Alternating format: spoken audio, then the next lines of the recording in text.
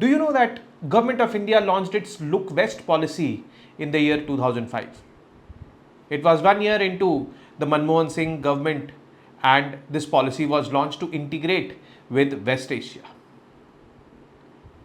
West Asia has three major stakeholders and the policy aimed at integrating with all of them. Who are these three major stakeholders? Number one, the Sunni countries. Bahrain, UAE, Oman, Kuwait, Saudi Arabia, countries like these. Second major stakeholder is the Shias, that is Iran. And the third major stakeholder, the Jews, that is Israel. One peculiar feature about West Asia is that all these major stakeholders, they are in conflict with each other. The Sunnis are in conflict with the Shias are in conflict with the Jews, and the Jews are in conflict with the Sunnis. And amidst this conflict on all the legs, the Look West policy aimed at establishing strategic balance of India with all the major stakeholders. And in order to establish strategic balance with all the major stakeholders, one such country which came into picture was Oman. Oman is part of the Sunni bloc, but yes, nearest of all the countries to India in West Asia. In 2008, India and Oman established their strategic partnership. Strategic partnership is a multi-dimensional partnership, we know that.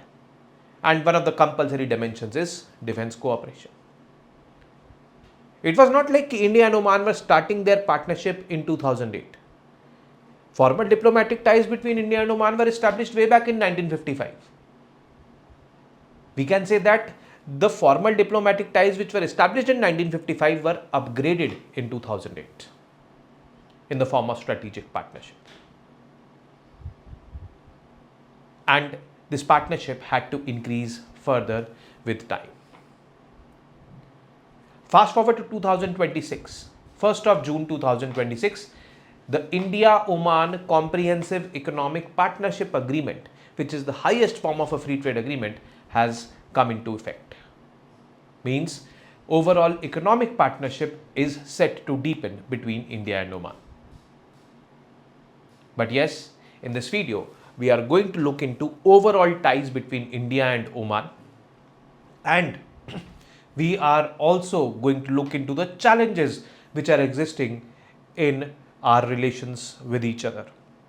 And in the end, we will discuss way forwards and we will end this video. I am Arpit. I am a faculty for International Relations in Khan Global Studies. So let's get started with the video that is about India and Oman ties. You see the location of Oman. This is West Asia. Oman, Yemen, Saudi Arabia, Iraq, Iran, countries like these. And this country, Oman, is definitely in the vicinity of India. This is Strait of Hormuz. Very crucial choke point. The choke point from which around 20% of the global energy flows. Then this is Bab al-Mandeb. This is the Red Sea. And here we have Suez Canal. It was not available on the map, but yes, you can, visualize it. Again, a major, I would say, trade route in the world. Around 12% of the global trade flows through this Bab al-Mandeb and the Suez Canal. And Oman is in very much vicinity of the Strait of Hormuz, and I would say vicinity in the Bab al-Mandeb. So its location is very crucial for India. And it is important for ensuring India's energy security, because a lot of energy imports India does from this entire region. Now, apart from energy security, Oman is also important from one more perspective. That perspective is SAGAR. SAGAR is security and growth for all in the region. Region is Indian Ocean region. Now, since Oman is very much integral part of the Indian Ocean region, so the policy of India, that is SAGAR, definitely is applicable to Oman. Security and growth for all in the region. Growth is economic growth. Now, why was this policy launched, SAGAR? This policy was launched to counter China's rise, or increasing influence of China in the Indian Ocean region, where we wanted to give this confidence to the countries in this region that we will ensure your security and we will also ensure your economic growth. We will not lay you in debt traps like China is, although nothing was explicitly mentioned. We simply said that we want to be the net security provider. We will not take away your security. We will not put you in debt traps. In fact, we will build you as a nation, economically and in terms of security. So Oman is very much part of the SAGAR policy. So we will view Oman from these viewpoints. Now let's get started with this. The political relations between India and Oman. As I mentioned, the diplomatic relations between both the countries were established in 1955, and they were elevated to strategic partnership in the year 2008. There have been regular high-level visits. Like you can see, this is the Indian Prime Minister visiting, Oman in the year 2025. This picture has been taken in December 2025, and mind you, this was not his first visit to Oman. In 2018 also he visited Oman, which simply highlights the fact that Oman is of very much importance to us. Somewhere in 2016-17, the Sultan of Oman also visited India. So yes, high-level political engagements are there. They are happening between both the countries. Joint commission meetings also happen. Strategic dialogues and foreign office consultations, they also happen. India and Oman, when I talk about multilateral organizations, they are part of multilateral organizations like the United Nations, Indian Ocean Rim Association, IORA stands for this, and Indian Ocean Initiatives. Since, as I said, that Oman is part of the Indian Ocean region, so it is part of various multilateral organizations also existing in this region. So this is the level of political relations we are having with each other. Now in 2008, remember, we established strategic partnership with each other. Strategic partnership simply means that you are having multi-dimensional partnership with one of the compulsory dimensions as defense partnership. Defense partnership means you are having defense trade, or you are having defense exercises, or you are having various agreements like intelligence sharing agreements, or logistics agreements with each others.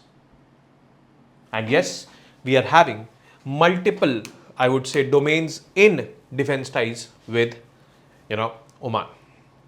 We do multiple exercises like joint military exercise Al-Naja.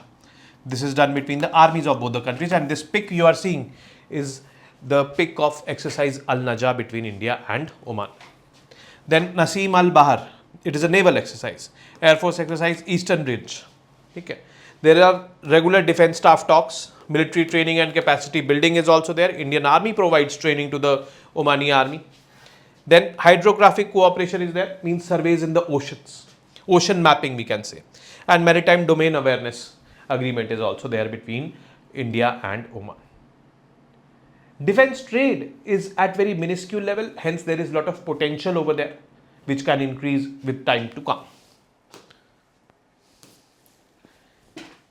Strategic importance of this country, Oman, for us. So there is this port in Oman which is called as the Dukm port, and you see its location, it is over here. And as I mentioned earlier also, that Oman is in vicinity of Strait of Hormuz, a choke point in global trade, and over here is Bab al-Mandeb, another choke point in the global trade. Bab al-Mandeb leads to Red Sea, Suez Canal, and then Mediterranean Sea. And our Navy has access to the Dukm port. So Oman provides access to the Dukm port, which supports Indian naval deployments and logistics in the Western Indian Ocean. In short, India's naval presence is there at the Dukm port. It not only increases India's presence in the vicinity of these choke points, but overall in the western part of Indian Ocean region, our presence increases, which is helping us to counter China's presence in the Indian Ocean region. Then Oman is part of, or I would say is amidst various sea lines of communication. Sea lines of communications are imaginary highways in the oceans, trade routes through which trade flows. So this is one such trade route, another trade route coming from Bab el Mandeb, and Oman is over here. So western SLOCs, they pass through the vicinity of Oman, we can roughly say. So this is what we needed to know. Then talking about economic partnership. Last fiscal, the trade between India and Oman was $11.1 billion. And it is not like it is the highest level of or highest amount of trade happening between both the countries. I think 2022-23, the trade passed $12 billion. Ups and downs are there. But yes, trade between India and Oman in the last 10 years or so have remained between this range of $10 to $12 billion. But with the signing of SEPA and coming it into effect in June 2026, this figure is expected to rise. This figure is expected to rise because Oman has allowed access to duty-free exports by India. 99% of Indian exports to Oman, duties are eliminated. Means no import duty on the Indian goods going to Oman. And vice versa is also true. India has also reduced tariffs on Omani imports into India. As you can see, SEPA has come into force on 1st of June 2026. Now, what are the items of exports and imports? Let us see this also. Engineering goods, food products, chemicals, pharmaceuticals, machinery and textiles. These are the major exports from India to Oman. Imports from Oman, it is but obvious, crude oil, liquefied natural gas. These two had to be there. Fertilizers, again, this is also quite commonsensical because for making fertilizers, one of the core requirement is natural gas. And these kind of energy products are amply available with Oman. Petrochemicals and other minerals. Both of the countries have done strong investments also in multiple domains like energy domain, infrastructure domain, logistics, manufacturing, and tourism is also being promoted. So these are, I would say, the list of exports, imports and investment. At times UPSC in prelims asks you such kind of questions, especially when a SEPA is coming into force. So these lists become important. Connectivity and infrastructure. Now this is very, very crucial. See, in 2023 G20 summit, which was hosted by India, India announced India, Middle East, Europe Economic Corridor. And you know what it looks like? India, that is western coast of India. It will go to UAE, then from UAE, Saudi Arabia, Jordan, Israel, and then to Europe, Greece, and then Italy also is part of it. And further France is also part of it. Okay. You cannot see, Oman over here. And that is why I have mentioned that Oman is a future prospect in India, Middle East, Europe Economic Corridor. Where is Oman? Oman is over here. This red outline which I am drawing is Oman. With the events unfolding in the Strait of Hormuz, it may be difficult to reach this Jebel Ali port of UAE in Strait of Hormuz if the tensions continue to exist. Then Oman shall come into picture, and from Oman we can go to UAE, we can go to Saudi Arabia, and then continue this. That is why I am saying that Oman is a future prospect in India, Middle East, Europe Economic Corridor. Apart from India, Middle East, Europe Economic Corridor, we cooperate in ports, shipping, logistics, multimodal transport and digital connectivity as well. SEPA has been signed. SEPA is Comprehensive Economic Partnership Agreement.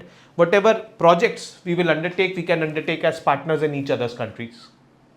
So, it is expected that on all these lines, our partnership with Oman will deepen. Next is cultural ties. Around, I would say 6.5 to 7 lakh Indians are there in Oman. Indians are everywhere. India has the biggest diaspora in the world. Around 200 countries in the world have Indians present over there. Oman hosts over 6 lakh people. It is somewhere around 6.7, 6.8 lakh. And this is basically 20%, roughly 20% population of Oman. This is the Indian Prime Minister. When he went there last year, he was meeting with the members of the Indian diaspora. They are engaged in various activities like education, tourism, yoga, Ayurveda, cultural exchanges, and they are contributing in the economic development, overall economic development of Oman. There are Indian schools over there which are teaching CBSE curriculum, and they contribute in strong societal links. So yes, the Indian diaspora is extending our culture in Oman. Few temples are also there in Oman. So yes, there is historic, trading community which, expatriated from today's Gujarat. So yes, overall, I would say that presence of Indian diaspora is very much significant for India. So till now we've seen multiple domains in which we are engaging with Oman, whether it be economic, strategic, political, or for that matter cultural or people to people ties. Now let's just sum up the overall, I would say, significance of India-Oman ties. Oman is a gateway to the Gulf and West Asia. We saw the location. Oman enhances India's maritime security in Arabian Sea. Duqm port, our naval presence is enabled over there. Then it supports India's energy security since we import petroleum products, we import LNG, liquefied natural gas from Oman. So definitely it is vital in India's energy security. It strengthens IMEC and regional connectivity. It can be a future prospect in IMEC. It can give an alternate route through which we can bypass the Strait of Hormuz via Oman and enter into UAE or Saudi Arabia, and then from there continue on our traditional IMEC. It counterbalances strategic competition in the Indian Ocean region. And in the Indian Ocean region, competition is with China. We are talking about China over here. And it is helpful in promoting regional peace and stability. Regional peace and stability in the Indian Ocean region, regional peace and stability in West Asia, where all the major stakeholders are in conflict with each other. So yes, this is the overall significance of India-Oman ties. But yes, no relation in this world is complete without challenges, whether it be relations between two individuals or between two countries. And hence there are challenges between India and Oman as well. Now, challenge number 1, regional geopolitical instability in West Asia. As I told you, in West Asia, there are 3 major stakeholders: the Sunni countries, the Shia countries, and the Jews. Israel over here, Oman, Saudi Arabia, UAE, all over here, and Iran over here. And they are in conflict with each other. And this conflict is causing geopolitical instability in West Asia. This is obviously a challenge because India believes in Sabka Saath, Sabka Vikas. India engages with Iran, India engages with Israel, and India engages with the Sunni countries as well. Now, if India's engagement with Israel and Iran, they rise, then there can be challenges between India and Oman, because Oman is part of the Sunni bloc. So yes, this is a very, I would say, complex situation for India. But yes, Indian diplomacy or Indian brand of diplomacy is like this only. Then dependence on energy trade. Dependence in any form is not good. So we are dependent on, countries like Oman for our energy imports. Competition from other regional economic partners like China. Again, it is a major challenge. If China, wants, it can go into inroads. It has a lot of money. It can invest in infrastructure, and we will be sidelined, or we can be sidelined. So yes, we are facing competition from China. And last challenge is global economic slowdowns. Global economic slowdowns obviously hamper our overall trade or our overall engagement, I would say. So these challenges definitely shall be tackled. But what should be the way forward? First point I mentioned is explicit inclusion of Oman in IMEC. I mentioned a couple of times in this video that Oman is not an explicit member of IMEC, that is India, Middle East, Europe Economic Corridor, but yes, it is a future prospect. So explicitly include Oman in India, Middle East, Europe Economic Corridor. And it is not like the IMEC is a reality. IMEC still is a concept. It is not yet, started.